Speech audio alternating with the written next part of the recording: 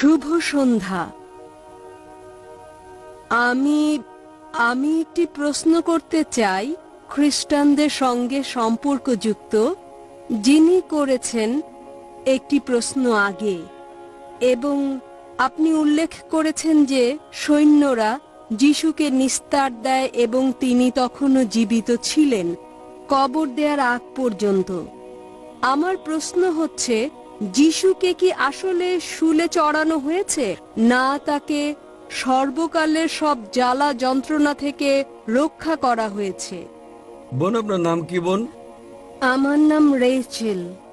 বোন প্রশ্ন করলেন যে যখন যীশুখ্রিস্ট, তারপর শান্তি বর্ষিত হোক, তিনি সৈন্যদের হাতে আটকা পড়েন, তিনি জানতে চাচ্ছেন যীশুখ্রিস্ট তারপর শান্তি বর্ষিত হোক আসলে কি ক্রুশবিদ্ধ হয়েছিলেন এবং তিনি কি যন্ত্রণা ভোগ করেন নাকি তাকে ক্রুশ থেকে রক্ষা করা হয়েছিল। উভয় ঘটনার কোরআন এবং বাইবেলে দেয়া বিবরণে তফাৎ রয়েছে। আমি তুলনামূলক ধর্মের ছাত্র হিসেবে আমি দুটোই জানি। কোরআন অনুযায়ী পবিত্র কোরআনে বলা হয়েছে, সূরা নিসা অধ্যায় নম্বর 4 আয়াত নম্বর 157-তে বলা হয়েছে, ইহুদিরা গর্ব করে বলল যে আমরা যিশুকে হত্যা করেছি, মেরির পুত্র। কিন্তু কোরআন বলছে তারা তাকে হত্যা করেনি, না তারা তাকে শুলে চড়িয়েছে, কেবল তারা একটা ধাঁধায় পড়ে গিয়েছিল। যারা ভিন্ন মত পোষণ করে তারা সন্দিহান, কেবল যে বিষয়টি অনুসরণ করতে হবে, নিশ্চয়ই তারা তাকে হত্যা করেনি। তাহলে কোরআন অনুযায়ী সূরা নিসা অধ্যায় নম্বর 4 আয়াত নম্বর 157, যীশু খ্রিস্টকে তার উপর শান্তি বর্ষিত ক্রুশবিদ্ধ করা হয়নি, তাকে হত্যা করা হয়নি, তারা ধাঁধায় পড়ে গিয়েছিল। কিভাবে এটা ঘটলো আমরা কিছুটা বিবরণ দেব। পরের আয়াতে বলা হচ্ছে, সূরা নিসা অধ্যায় 4 আয়াত নম্বর 58, আল্লাহ তাকে জীবিত তুলে নেন। বাইবেলে এখন কোরআনে মুসলিমদেরকে বলা হচ্ছে তাকে হত্যা করা হয়নি, তাকে শুলে চড়ানো হয়নি। আমরা সন্তুষ্ট। তারা ধাঁধায় পড়ে গিয়েছিল কিভাবে এটা ঘটলো। এ ব্যাপারে অনেক ধারণা রয়েছে। হতে পারে অন্য কাউকে তার স্থলে রাখা হয়েছিল, অথবা হতে পারে বিষয়টিকে বেশি পাত্র দেওয়া হয়নি। কোরআনে বলা হচ্ছে তাকে হত্যা করা হয়নি, না তাকে শুলে চড়ানো হয়েছে। আমরা সন্তুষ্ট, আমরা এর বেশি জানতে আগ্রহী নই। যদি আপনি বাইবেল পড়েন, যদি আপনি কাহিনীগুলো পড়েন, যদি আপনি পড়েন গসপেল, আমরা জানতে পারি যীশু খ্রিস্টকে তার উপর শান্তি বর্ষিত হোক, ইহুদিরা অভিযোগ করেছিল যে তিনি ব্লাসফেমি করেছিলেন। যদি আপনি পড়েন গসপেল অফ জন অধ্যায় 10 অনুচ্ছেদ 31 ও 32, যেখানে তিনি বলেন আমি এবং আমার পিতা এক, তাই তারা বলে নিজেকে তিনি ঈশ্বর দাবি করেছেন। তাই তারা বলে তুমি মানুষে নিজেকে ঈশ্বর দাবি করো। তো যীশুখ্রিস্ট তখন বলেছেন গসপেল অফ জন অধ্যায় 10 অনুচ্ছেদ 32, তোমাদের ধর্মগ্রন্থে কি এটা লেখা নেই যে তোমরা হচ্ছে গড? যে ব্যক্তি ঈশ্বরের বাণী বলে তাকে গড বলা হয় এবং নিয়ম ভঙ্গ করা হয়নি। তাই এখানে তারা ভুল করেছে যে তিনি নিজেকে ঈশ্বর দাবি করেছেন। তারা তাকে মারার জন্য পাথর কুড়ালো। তখন তিনি বললেন আমি অনেক ভালো কাজ করেছি, কোন ভালো কাজের জন্য তোমরা আমাকে পাথর মারছো? তাই এর উপর ভিত্তি করে পাইলটে একটি বিচার হয় এবং পরে তাকে শুলে চড়ানো হয়। আর এর পরপরই শনিবারে ইহুদিদের সাবাত শুরু হয়ে যায়। তাদের দর্শন ছিল যে কাউকে শনিবার শুলে চড়ানো যায় না, যা শুক্রবার থেকে শুরু হয়ে যায়। সে কারণে তাকে শুক্রবারে শুলে চড়ানো হয়, আর শুক্রবার বিকেলে শুলে চড়ানো হয়। তাকে শীঘ্রই শুল থেকে নামিয়ে নেওয়া হয়, কারণ কাউকে শনিবারে শুলে চড়ানো যায় না। তাই তারা তাকে শীঘ্রই শুল থেকে নামালো। যদি আমরা বাইবেলের এই বর্ণনার সঙ্গে একমত হই, আমার ধারণা যে যদি তাকে শুলে চড়ানো হয়েও থাকে তিনি মারা যাননি। সেজন্যই সৈন্যরা তাকে জখম করে এবং সেখান থেকে আপনারা দেখেছেন রক্ত বেরোতে, এবং তখন তাড়াহুড়ো করে তাকে কবর দেওয়া হয়। যখন তারা তাকে কবরে রাখে, তিনি সেই কবরে ছিলেন পুরো শনিবার দিন। রোববার ভোরে পাথরটি সরে যায়।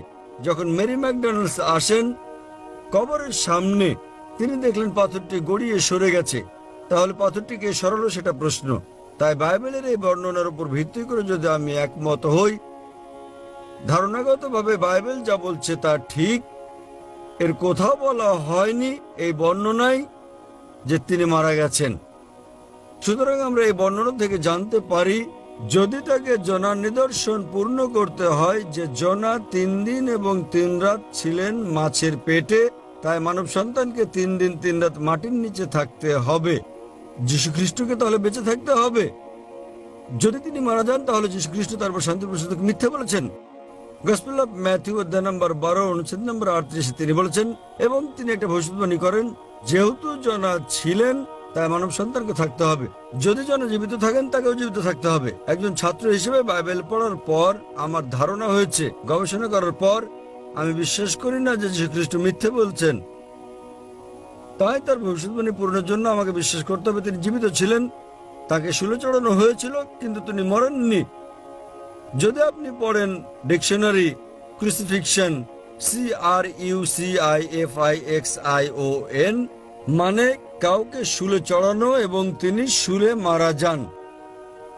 ডিকশনারিতে এমন কোনো শব্দ নেই যাতে বলা হয়েছে আপনি কাউকে শুলে চড়ানোর পরও মারা না গেলে তাকে কি বলা হবে।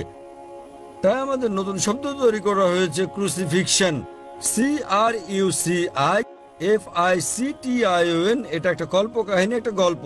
তাকে শুলে চড়ানো হয় কিন্তু তিনি মারা যাননি। তাই আমি বিশ্বাস করি যে যদি আমি বাইবেলের সঙ্গে একমত হয় এটা ঠিক, এবং যীশু খ্রিস্ট তারপর শান্তি প্রসাদকে মিথ্যে বলেননি।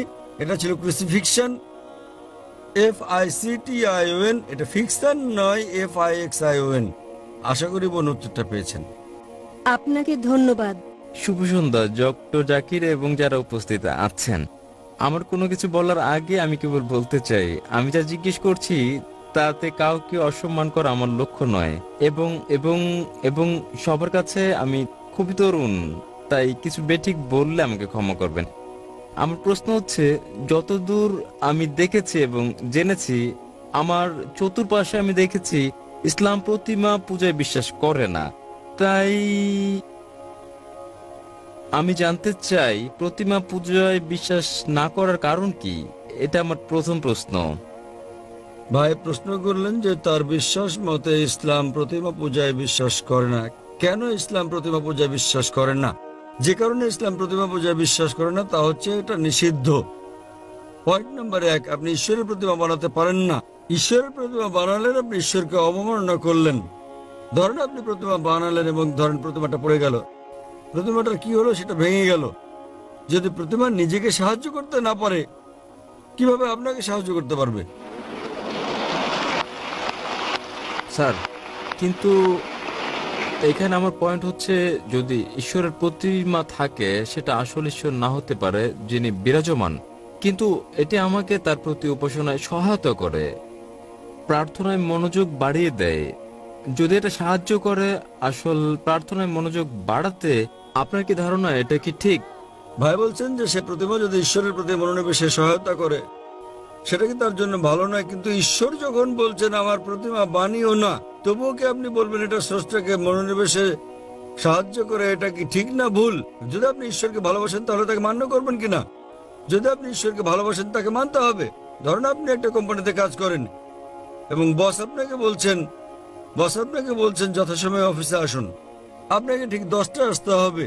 আপনি বলবেন না, আমি যদি 11টায় আসি, আমি ঘুমাবো, আরো ফ্রেশ থাকবো, আমি 11টায় আসবো। সেটা কি ঠিক না ভুল?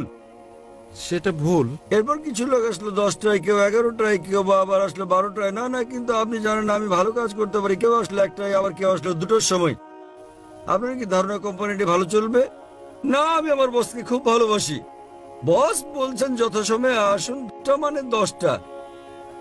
যদি আপনি বসকে ভালো না বাসেন তাহলে আপনি দেরি করে আসতে পারেন আর রেজিস্টারে লিখে দিতে পারেন আমি ঠিক সময় এসেছি। এটা হচ্ছে প্রতারণা। তাই আল্লাহ স্পষ্ট করে বলে দিয়েছেন কোরআনে যে প্রতিমা পূজা করা নিষিদ্ধ।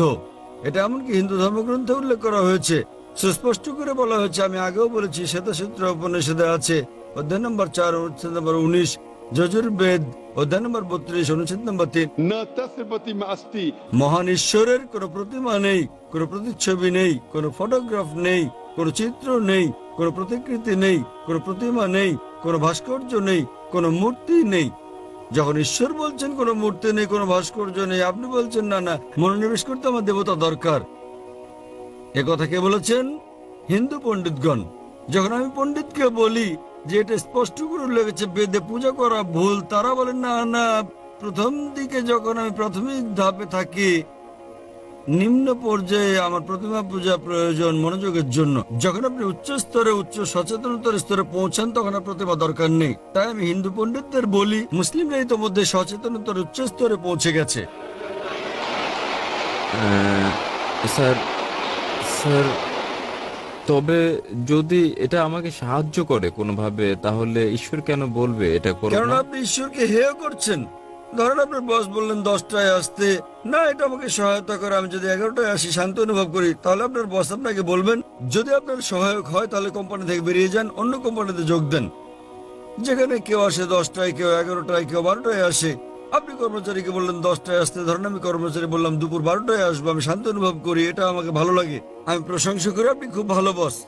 আপনি কি পছন্দ করবেন? প্রতিদিন আপনি বলেন আমার বস খুব ভালো, আমার বস খুব ভালো, আপনি তসবি জপেন, আপনার জপমালা, আমার বস খুব ভালো। অন্য কর্মচারীরা বিকেলে আসে, 2টোর দিকে আসে, আমার বস খুব ভালো, আমার বস খুব ভালো। বস বলবেন ভাই আপনি আমার প্রশংসা বন্ধ করেন, সময় মতো অফিসে এসে কাজটা করেন। তাই আপনার ঈশ্বর, আপনার স্রষ্টা আপনার ধর্মগ্রন্থে আপনাকে বলেছেন, হিন্দু ধর্মগ্রন্থে, খ্রিস্টান ধর্মগ্রন্থে, মুসলিম ধর্মগ্রন্থে, প্রতিমা বানিও না। আপনি ঈশ্বরকে অবমাননা করছেন। এত ক্ষমতাবান ঈশ্বর, তার প্রতিমা বানাচ্ছেন। কে প্রতিমা বানাচ্ছে? কে বানাচ্ছে? মানুষ। তখন ঈশ্বর বলবেন আমি মানুষ জাতিকে বানিয়েছি, এখন মানুষই বানাচ্ছে আমাকে। কি বোকামি এটা! স্যার, কেন আপনি করেন? না, না। যখন ঈশ্বর আপনাকে বলছেন প্রতিমার প্রয়োজন নেই, প্রতিমা ছাড়া ঈশ্বরের প্রতি মনোনিবেশ করো। স্যার, আমরা ঈশ্বরকে সৃষ্টি করছি না। আমরা যখন প্রতিমা গড়ি এবং আমি আমি ভাবি আমরা তাকে হেয় করছি না। যখন আমরা প্রতিমা বানাই, এটা কেবলই তার একটি আকৃতি বানানো, এবং আমার ধারণা এটা তারই অংশ বিশেষ, যদিও এটা তিনি কি সেখানে আপনাদের থাকেন বেদে না। উল্লেখ আছে? স্যার, আমি হিন্দু নই, আমি বেদে বিশ্বাস করি না। তাহলে কি আপনি খ্রিস্টান? আমি যৌন। জৈন? জৈনরা কি ঈশ্বরে বিশ্বাস করে? হ্যাঁ, তা করে।